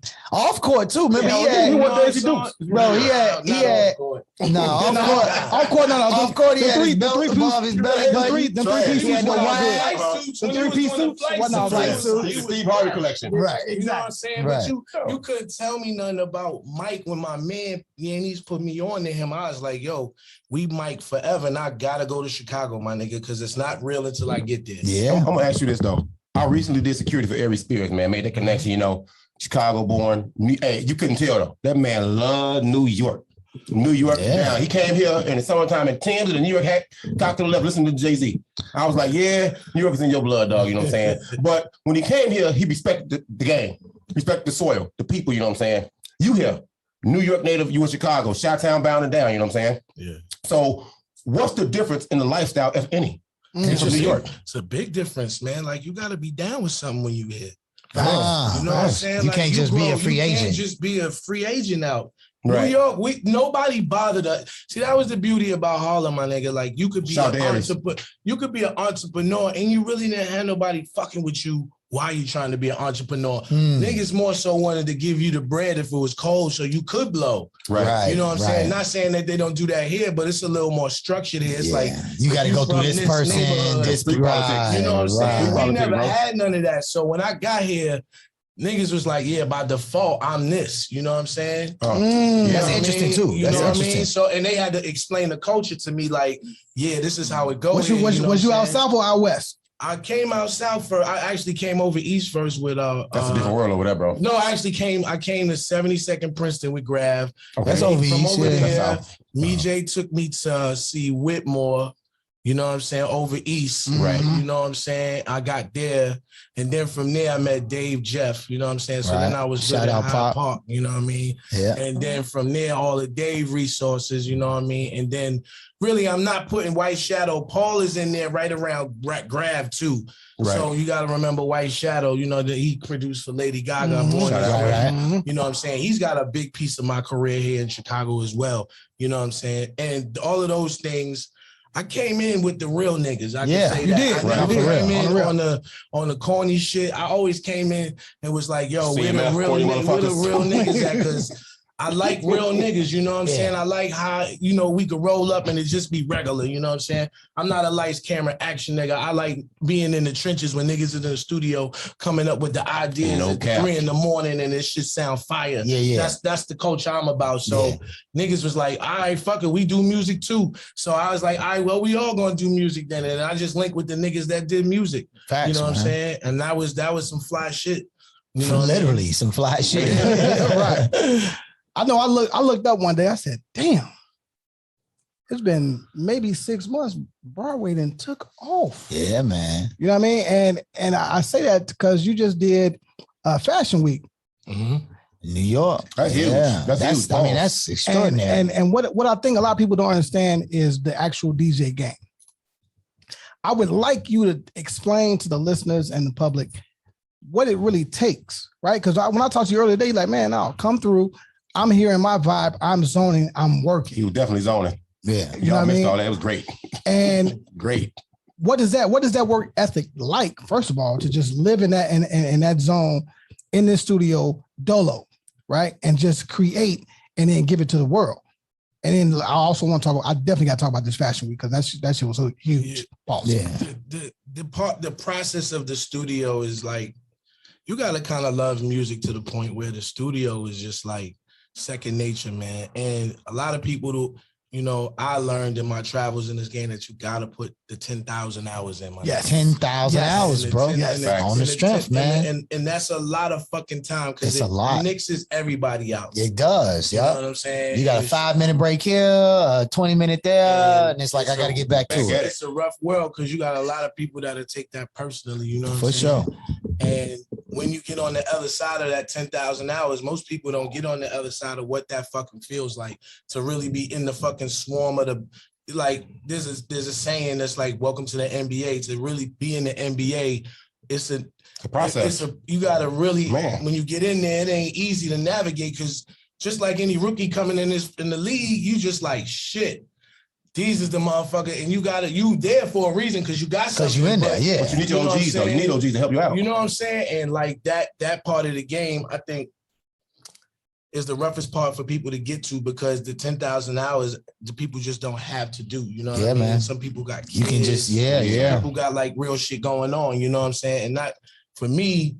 I only had one kid, and he kind of grew up in this shit with me. You know what I'm saying? Kind of like. Dope. You know what I mean? So it was, and his mom's was like, you know what I mean, really like a real crucial part of that shit too. So it allowed me to become Broadway. And so the 10,000 hours I put the fuck in this shit, if you see any results, it's because I be in this studio dolo. For real. I could really be outside having I'm not gonna say I ain't do that. But I'm just saying at this point. You got priorities though. Yeah, man. Exactly. So you know what come first. I still be at it every day. Like it's still like you to be the A1 nigga on the courts, you gotta stay sharp. Yeah. So sometimes I don't know everything that's going on. So I stay around the niggas that, you know what I'm saying, could like tell me like, all right, boom, this is what's going on over here so I could stay sharp with it and everything. And the artists that I'm with are young, so they also keep me up like, this is what's going on, OG, you know what I'm saying? Right. You know what I'm saying? Even though they fuck with my style and with everything, they don't never say not to do my style. But they want to add to it. They're like, man, you should add this. This is right. Yeah. It's keeping you current, man. Evolution always wins, bro. And I'm glad you're evolving with them. Yeah, and I get an opportunity to see what they all about, you know what I'm saying, before everybody else get to see what it's about. And I'm just like, oh, okay, so they slicey dicey like that. I'm gonna add this in my set and see how you know what I'm saying, they're gonna be like, oh, they like to bop to these songs right now. You know what I'm saying? Because we don't know what the fuck is going. To be honest with you, we don't. There's so many subdivisions of where they get music from that we don't know about. Bruh. So if you don't got the shorty that's a bridge. Yeah, you out here slow. No, it's facts, man. So I be thankful for my crew, and I be thankful for like the shorty sometimes, for they be not looking at me like, oh, go ahead, old man. Right. Move around. We still get busy within their world. You know what I'm saying? Right. Because they shut us out. No cap. Yeah. They be like, oh yeah. Fuck y'all. Yeah, man. This shit over here. If you ain't with it, fuck you. And just be like, all right, my nigga, I hear y'all. Bro, I'm a whole high school teacher. You ain't got to tell me. I be playing joints. I be playing like, I play instrumentals when they come in, when they doing their first little assignment. Be fresh, and then, I turn the music off. That's the cue. Yeah, I definitely be clean. Actually, one of my students, every time I come in, she come to just see what I'm wearing that day. Yeah, man. You don't want to be out the loop, man. But, I mean, but I be scared to be out the loop. But what's ill is, so they'll be like, so I'll be playing like J Dilla instrumentals, right? Like just on a a thread, like a playlist or whatever. Just so that while they doing their music, they got while they doing their assignment, they got stuff in the background, right? So they'll come up to me on the side like, hey man, Joe, you need to play some of this, that, and the other. And I'll be like, and like you said, I'm like, well, I ain't never heard of this dude. I ain't never known this dude exists. Every time they come, though, I always write it down. All right, let me run that down on a sticky note real quick. I get to the crib that night, pull it up, listen to it. I ain't gonna be able to play these lyrics because the lyrics is a whole nother type of thing. But like you said, I catch a little loop out the instrumental or something, or I'll find the instrumental on YouTube or whatever, and I'll let it in. And they do. They respect that you listening to what they throwing at you, and they give you a lot of respect out of that. That's why I be telling cats, I'm a New Yorker, so I'm by default grumpy. We don't like if it ain't the Yankees, if it ain't a hero, we like fuck it all, right? Cool. I'm that guy. Right. But I had to be like, all right, man, I don't want to get left the fuck behind either. You know what I'm saying? Hey, I already the new MacBook. It feel like I gotta go to college for that shit. Bro, I hate it. I hate it. Shortcut shit, on the real, bro. You gotta keep up, my G. You can't fuck around because they going fast. Yeah. And they ain't waiting. Nigga, by the next time, they gonna be like, what, wave their hand in your face. Next thing you know, they gonna have your wallet, nigga. You know what I'm saying? You're not gonna know what's going on. Yeah, facts. You gotta keep up with them, man. So in college, I played ball. I played ball my whole life, man. Been overseas, being out there, it's something different, man. You see some wild things, you do some wild things. You may hear things you may hear things you think are unbelievable until you see it. You know what I'm saying? I can only imagine that being in the industry, bro. Not calling you industry, but being in the industry, man. You know what I'm saying? He said, I am. Well, no, but being out there and work with the people you have worked with, can you give us at least, give us a little tidbit, something wild, man? What's the wildest thing you've seen on tour? No names, obviously. You ain't never got snitched on nobody. Yeah, no names. Never. On them files, man. Right. Because somebody know the story.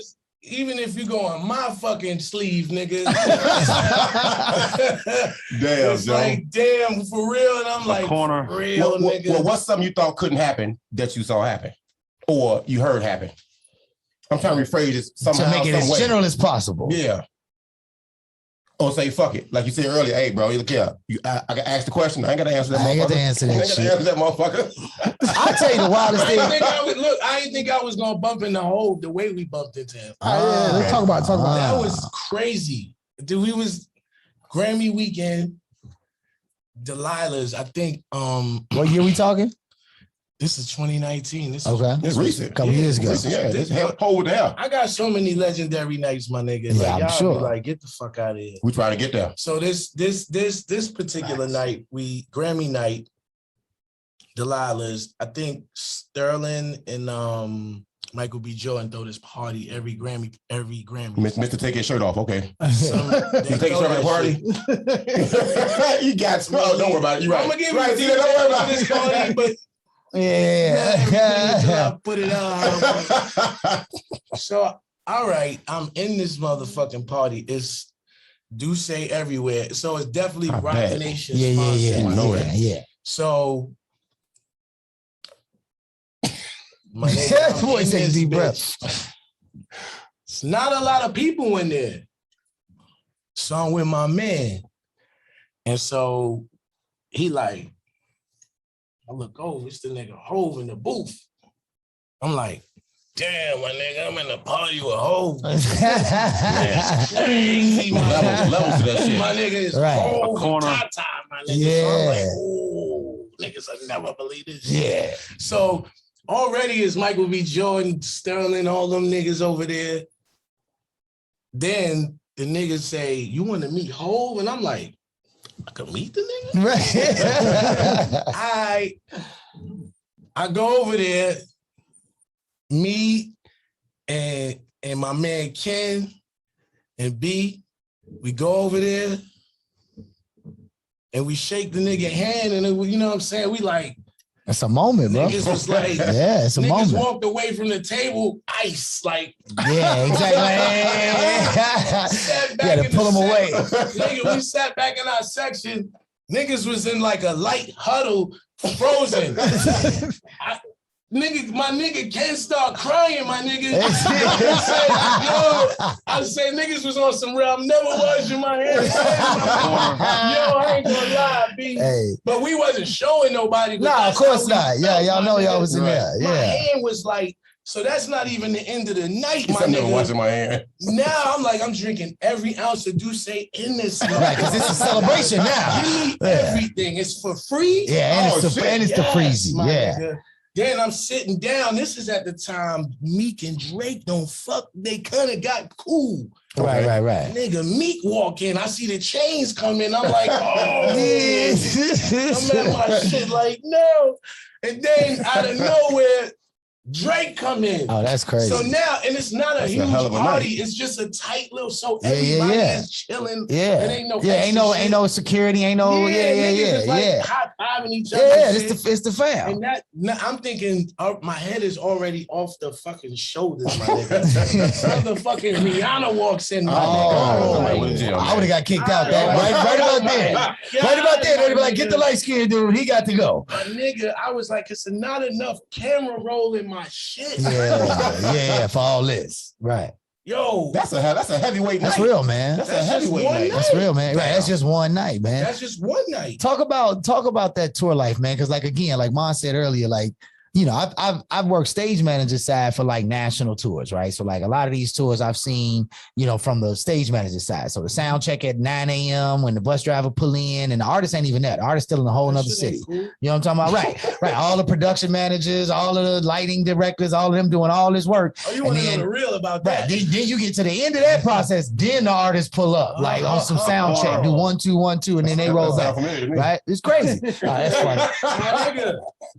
But see, we show people 1 minute on Instagram of us throwing our hands in the air. Exactly. Going to the for 24 hours worth of work. Not to the moon. 24 hours worth of work, bro. The artists be tucked in bed. Exactly. Exactly. Already 90 on stage, 9:30 in the morning in Florida. Exactly. With the lights on from the whole production. That's terrible, man. Yep. Dog, it's work. It's nothing. There's no air condition, my G. Yeah, you in the you oven. outside, right? Ain't no being cool. Yeah. And you doing 1 2 1 2. Right, right. It's right. Yep. And then you got the point where the show kicked and something changed. Something changed, and now you got the production manager, the lighting manager, the sound manager. They all like, well, no, we got to adjust this, that, and the other. Now the show running late. Now people outside going hove up, Broadway, bro. Like they just going crazy, right. And you standing there going like, this ain't me, B. I got to wait on these guys.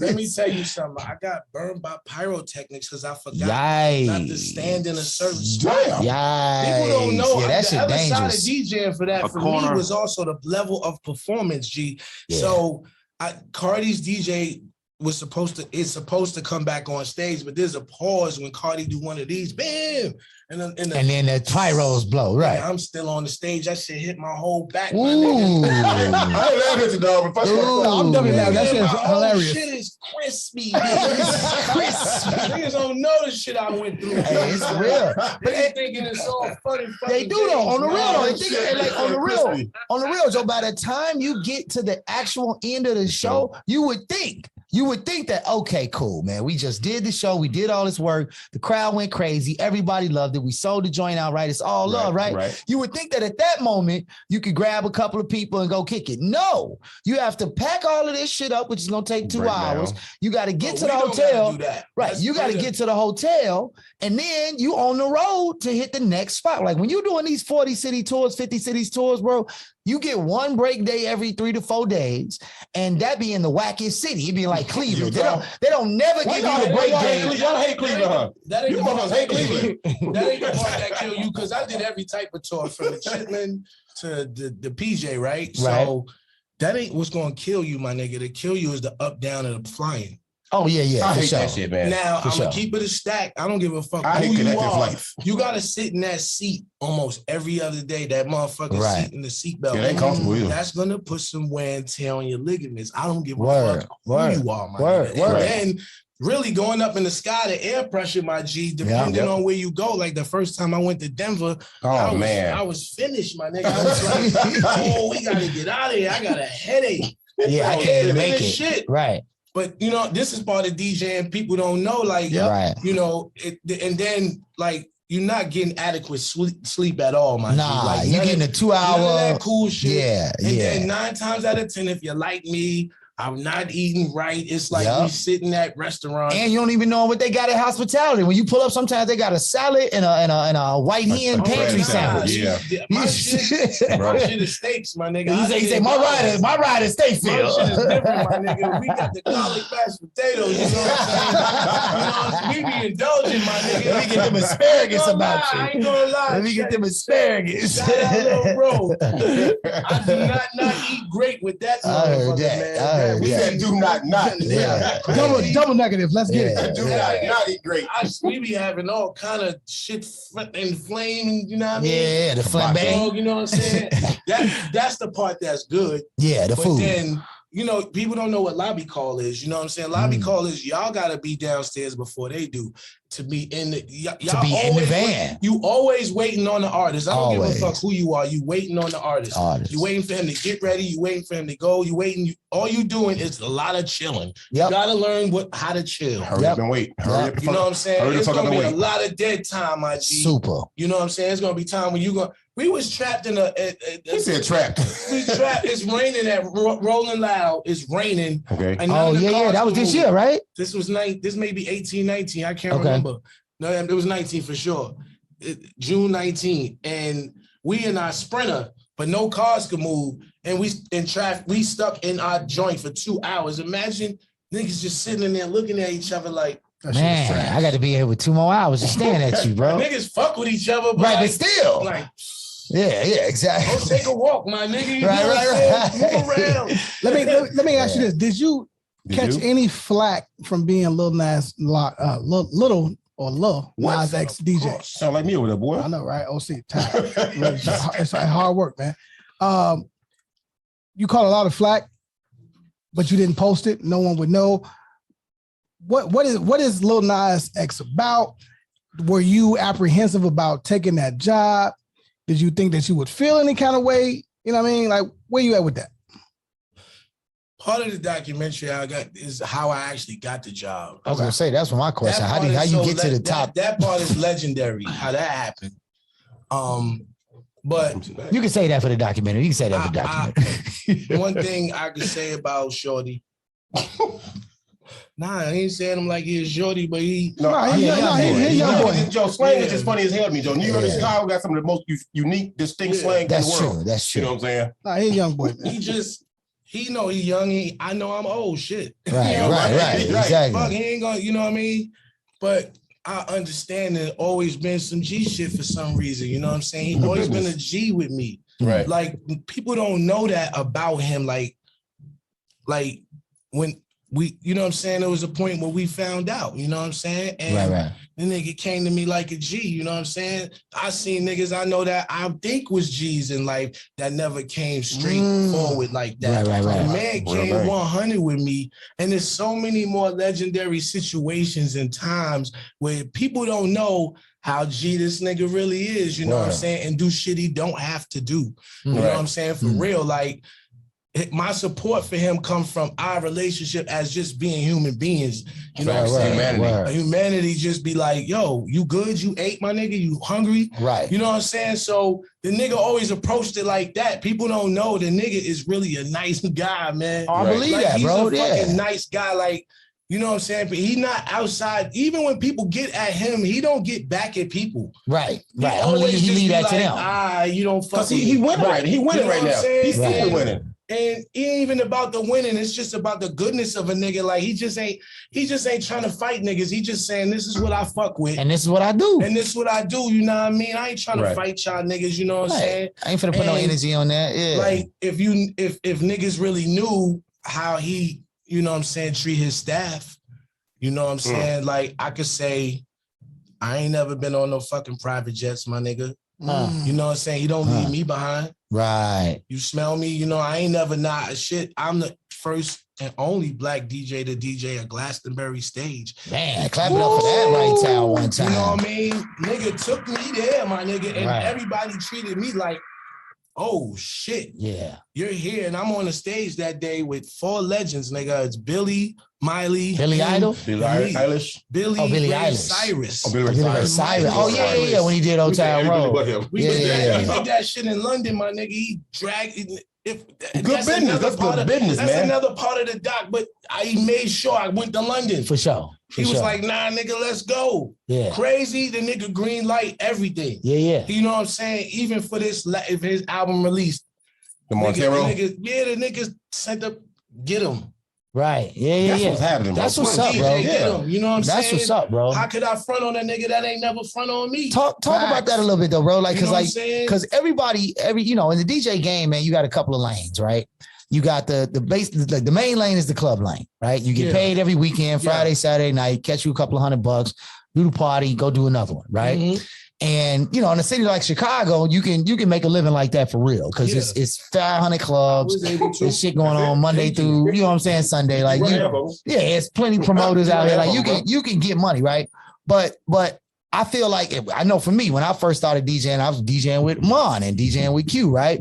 And it's like in my mind, that was what was the game plan. It was like we gonna get on a tour. We gonna open for a Wu-Tang, or we gonna open for a Nas, or we gonna open for a Wiz Khalifa, or we gonna open for somebody. And we did that. And they gonna want to snatch us up. Say it again. And we gonna, you know what I'm saying? We gonna ride out with them. So from a DJ perspective, I'm just wondering, like, when you get an opportunity to make those relationships with the actual artist, because nowadays it's really not the artist that you know, it's really the manager, right? But if you get that opportunity, how do you cultivate those relationships in a way? Because I mean, again, your name, the list on your roster, bro, is crazy. Like we talk about Grammy. So it's like, what is it? Does your name travel through those artists? Is it something that you do yourself, your management, your team? What is it about how you put yourself in a room with these people where they say, I got to fuck with Broadway? Well, the one thing I've never had was management. Word. Really? I've always done this with my hands. I always had really cool people in my life to support that shit. You know what I'm saying? But as far as anybody ever being in front of the Broadway brand, I never had a liquor management. I always had to represent with myself with my charisma, you know what I'm saying? And my, likeliness to say, you know what I'm saying? My thing, I had to develop a sales pitch. And also with the sales pitch, it had to be visible and seen and shown, you know what I'm saying? So people got like hands-on to see, this is what this kid could do, you know what I mean? Right. And so, what was the question again? The question is just like, so when you find yourself in that moment, like how do you, you met this artist in some place or somehow you got connected. So I had to move to Los Angeles. That's the first thing. Everybody go to LA. You gotta get out of here. Is that when you started fucking with Coast real heavy? Because you and Coast Town was like locked at the hip, seemed like. Well, that's a pause. No. I said at the hip. No, only reason I say that because Coast is a friend of this show, right? Yeah. That was a great episode too, though, man. This is fire too, though, bro. I say that because I look up again Broadway with one of my peoples, right? Like, okay, shit. And every time I saw Coast posting, he was posting, right? And vice versa. So I knew there was a real relationship there. I guess, and that's the point. The point is when you finally get access to somebody who you want to work with, or somebody who can elevate your career. And I'm not saying necessarily that was Coast in your particular perspective, but I'm saying that how do you manage that relationship to make sure that every time they go out on tour, you getting a call? Damn. So in LA, when you get there, well, relationships are everything, and I have very good. I built them. Mm-hmm. Very good relationships, one by one, brick by brick. You know what I'm saying? Like, there you go. So the real story is I moved there with my ex-girlfriend. You know what I'm saying? We decided to move her and her 2 children to Los Angeles and good guy. Try to go make it. You know what I'm saying? Right. And I got there, and when I got there, I got into the DJ circuit and met. I already knew DJ Mark the spot out there. You know what I'm saying? Mm-hmm. I met him in Vegas. We're good friends. He introduced me to a meeting with Johnny Cruz, and they tried me at Playhouse. And actually, the first club was the Library. But it got to a point where I ran into Sincere's show. Oh, word. He saw me at I think he owned Portion of World on Wheels. And we did tryouts one day, and no cap, my nigga, I didn't give a fuck what my name was. I got on that line for the tryouts. Really? I'm in line like Juice, my nigga. Wow, that's crazy. That's crazy. One of them niggas, you know what I'm saying? Right. And I'm in line, my nigga, and I'm like number 6. He had me DJ for like 5 minutes. It was like, nah, no more tryouts for you. And he was like, guess what? You're booked for Saturday, and we starting a new night, church on Sundays in Hollywood. You're gonna be the dope. Sincere opened that motherfucking gate for the kid to get busy. And he never did no sucker shit to me. You know what I'm saying? He always been, you know what I'm saying? He been a nigga on the basketball court. If a Larry Bird had to have a Magic to challenge him to do his shit, that was who Sincere's show was. That's and I respect the nigga for that. You know what I'm saying? Because the nigga didn't have to give me the shot at all. Right. He could have held that spot for himself or whatever. He said, nah, get busy. Right. You know what I'm saying? I'm going to always fuck with that nigga because of that. You know what I'm saying? Right. And what happens is you start getting seen. I know, but what happened then is, of course, I knew Coast, and I didn't know 2-0 yet. You know what I mean? And then shout out to 2. And then you know, Coast was bringing me in on all of the things that he was doing. You know, Man Cave, stuff like that. And then I was cultivating my relationship with 2-0 because he had an artist, Danny Lay at the time. Yeah, shout out Danny Lay. She cold, bro. Yeah, we had that problem to I DJ'd his I DJ'd his baby shower and shit, and he was like, I'm gonna put you on. You know what I'm saying? Real talk. The nigga said, I'm gonna put you on. You know what I'm saying? The nigga did that shit. You feel me? Yeah. And then the next thing you know, I was on tour with Danny Lay, Word is Bond. I was a tour manager. Yeah, I remember that. Yeah. He gave me mad responsibilities to do, and I did that shit, my G. Yeah. You know what I mean? So at the end of the day, it is your name. Your name carries because somebody else go, oh, well, this is who did your last tour. He did it. What I'm saying? And the real thing what you got to do while you doing that, my G, is be useful. Don't be trying to be. Don't be Hollywood. Don't be a one trick pony. You know what I'm saying? If you fuck around and know how to do some other shit, do that shit too. Be of service. You know what I'm saying? Right. Learn. They could use you. Learn. You know what I mean? I did a lot of fucking shutting the fuck up. You know what I'm saying? And being a fly on the wall. You know Listening what I'm saying? is a skill. That nigga, I ain't gonna lie. lot. Son took me to a lot of meetings I wasn't supposed to be at, my nigga. And guess what? I got to see the game, my nigga. Yeah. This is shit you got to go to a university for, my nigga. I'm getting that shit firsthand, my nigga. For the $3.99. So you know I had my pencil out. You know right. Let me get these notes in. I'm Right. gonna pay attention to you. If that's how I got far, I always used to always pay attention to shit and be like, all right, I'm gonna try that shit. Or a nigga give me a little piece of the game, I'll be like, all right, I'm gonna try a little bit of that. Right. And I'm doing that shit independent with no management. You know what I'm saying? Just like I got good relationships in Toronto. Nobody knows I was DJing in Drake's club. Hey, come on, Drake. We need to you know what I'm saying? Like I got relationships everywhere. So meanwhile, while I'm in LA growing and learning the business between the both of them, I became Broadway, the industry nigga. You know what I'm saying? Like knowing how to move within the industry, knowing how to, this is how you should, if you think you got a hot artist, this is how you got to present it. You know what I'm saying? To see if even gonna get a look. Right. I'm seeing how it go in the meeting. You know, I'm in the corner for real, looking at this shit like, oh, I see what niggas be fucking up at. You know exactly. You know what I mean? I see what dude got disinterested or where you lost him. Don't, you know, it don't cross over. You know, I got to experience it, and then I got to really experience it with the real artists. Yeah, I got to come at you like this, man. We used to ask a question on the show about music, and there are maybe no two places in America synonymous with rap like Chicago. LA gets big love too, but New York. All right, so I'm gonna ask a different version of the question. Yeah, I already see where you at. What is your top 5 in no order? Your top 5 New York albums. Rap albums. Hip hop. Let's go. That's a big library, man. The next question after that, though. It's a big library, open the brain up, bro. Illmatic is in there. You gotta be. Okay. 3 Feet High and Rising. Ooh, Dayla. That's dope. My man. Takes the Nation, gotta get in there. That's KRS-One, no. No. That's not KRS-One. Shit, man. Damn, I forgot. Too many, man. You owe us two more. Man. It's too many. It's too many. You know, there was a lot of albums. You got the 3 without naming Hov.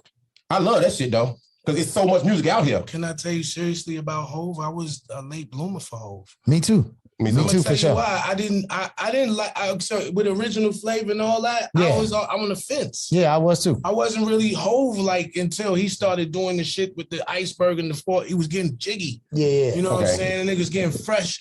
And then I'm like, all right, I'm gonna listen to this nigga. So Still wasn't fucking. If you remember the first release of Reasonable Doubt, right? Like he said, a lot of us was like, yeah, man, we on this ever wave over here. We hear what you're saying. But then when he did that Streets is Watching DVD, that shit was so hard body. Yeah. Niggas started being like, we need to listen to this nigga because he hard body. So we went back and listened to Reasonable and was like, oh, we tripping. Yeah, Reasonable was cold. Reasonable was cold. I like man. I like his other albums. What? I do. Yeah, Reasonable was cold. I'm gonna tell you, I think No ID did this test. We were sitting in the office in Def Jam. Chicago's finest. Yeah, what up, Noy? No ID is me too, No ID. I think it's just us three or somebody else in there. And he was like, what's the best Jay-Z album? The best? That's rough, bro. I'm sorry. And his breakdown is, and it's a simple answer. It's either No ID or Clark Kent said this. One of those two. But What I up, think Clark? it was No ID.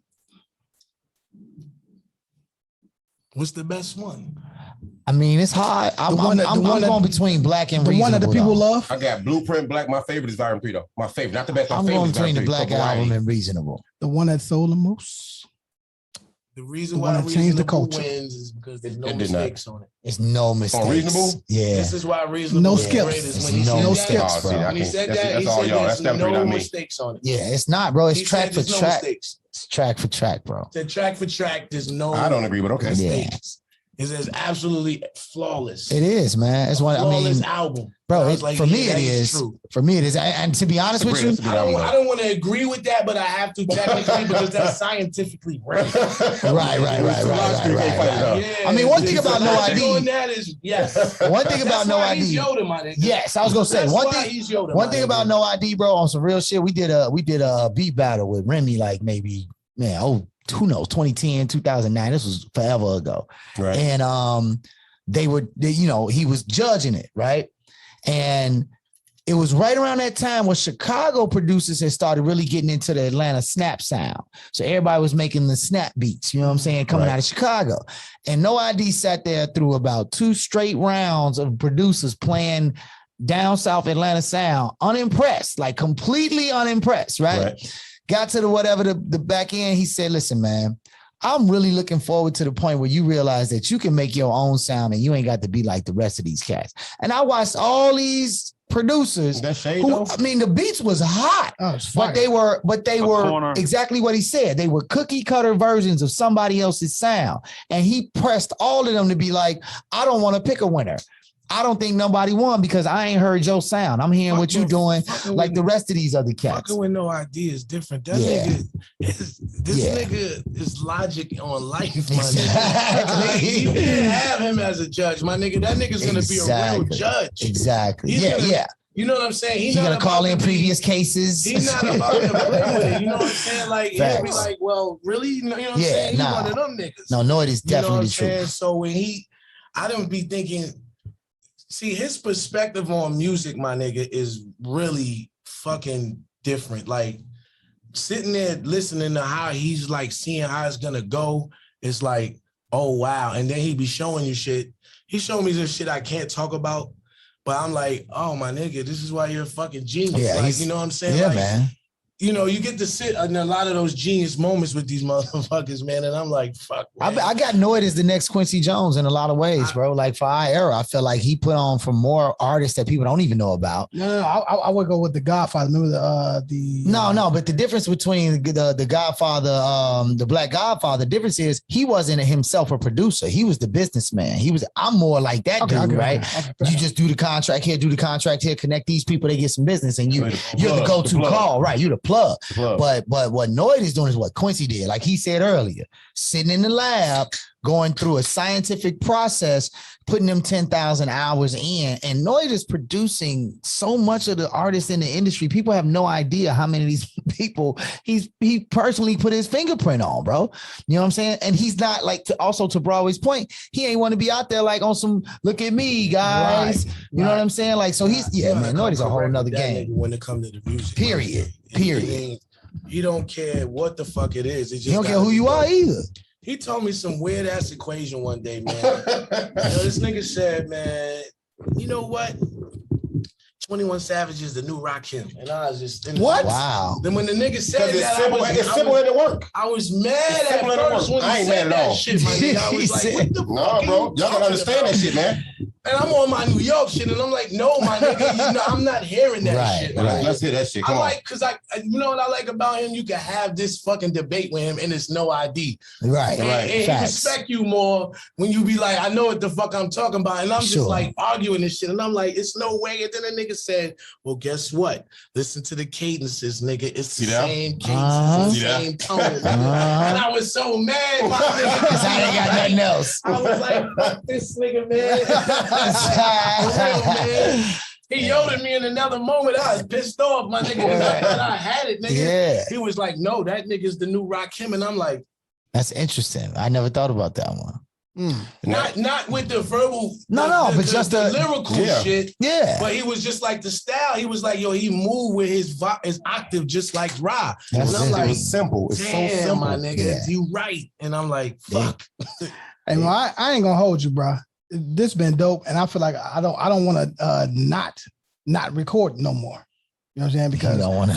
You know what I'm saying? Yeah, double negative. I basically said he'll do this all night. All day. He want to put in his 10,000 hours today. we definitely got it. But nah, bro, I appreciate you on a real more success, more life, and this is Broadway's episode.